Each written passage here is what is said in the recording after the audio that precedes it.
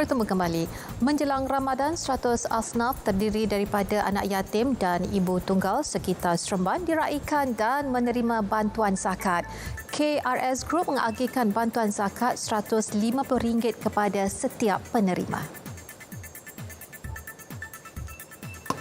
Saya rasa berbesar hati sebab menerima sumbangan ni di sangat-sangat memerlukan time nak puasa, time nak raya. Terima kasihlah pada yang menyumbang. Diharap akan diteruskan program ini untuk tahun-tahun yang akan datang, insya-Allah. Perasaan saya sekarang gembira lah dapat bantuan kan. Terima kasih kepada KRS yang menganjurkan program ini. Saya ucapkan ribuan terima kasih di atas sumbangan ni pada orang yang memerlukan, terutamanya yang kedudukan yang rendah, dan saya pun ucapkan terima kasih kepada KRS ni buat penyumbangan pada orang-orang yang ditentukan.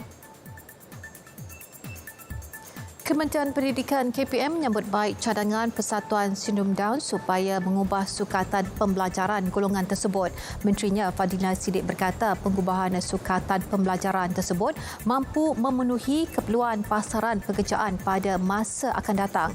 Dan jelas beliau antara langkah KPM adalah dengan mengadakan sesi libat urus untuk memastikan perubahan dibuat setara dengan keperluan semasa. Dan tambah beliau pelbagai aspek akan diambil kira dalam mengubah kurikulum pelajar golongan tersebut. Banyak tenaga kepakaran dilibatkan agar perubahan yang dibuat memberi kesan terbaik kepada anak-anak sindrom Down dalam negara ini.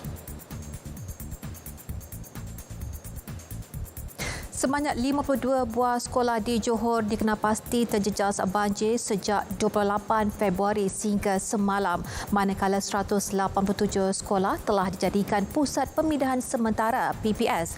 Dan sehingga kini 19 buah sekolah di Batu Pahat masih dijadikan PPS. Esko Pendidikan, Penerangan dan Komunikasi Johor, Nurlizah Nur berkata kerja-kerja baik pulih serta penyelenggaraan di 58 sekolah terjejas melibatkan peruntukan daripada Kementerian Pendidikan sebanyak RM2.363 juta akan dimulakan minggu hadapan. Kerajaan negeri pula menyalurkan RM500,000 kepada sekolah yang mengalami kerosakan teruk di Segamat dan juga Batu Pahat. Jumlah kerusi dan meja murid di sekolah terlibat masih boleh menampung keperluan murid. Kelonggaran diberikan kepada murid terlibat banjir termasuk hadir ke sekolah tanpa seragam serta kelonggaran penyediaan alat-alat tulis dan juga buku. Sebanyak 499 kg dada jenis syabu yang diletakkan dalam 499 bungkusan teh Cina bernilai hampir RM18 juta berjaya dirampas Polis Kelantan malam tadi. Timbalan Ketua Polis Kelantan, Datuk Azman Ayub berkata, dalam kejadian pukul 9.30 malam itu, anggota yang sedang membuat rondaan terserempak dengan sebuah van yang ditinggalkan di tepi jalan dalam keadaan yang mencurigakan. Dan menyedari kehadiran pihak berkuasa, suspek lelaki bertindak melarikan diri ke arah semak yang berhampiran. Pemeriksaan di bahagian belakang kenderaan menemukan 13 guni berwarna putih berisi ketulan kristal tersorok di sebalik muatan pakaian terpakai. Kes disiasat di bawah Akta Dadah Berbahaya 1952. Seorang lelaki maut selepas kenderaan utiliti sukan SUV dipandunya melanggar sebuah lori berhampiran klinik kesihatan Padang Luas Bera pagi tadi. Mangsa yang tersepit dalam kenderaan itu disahkan maut di tempat kejadian.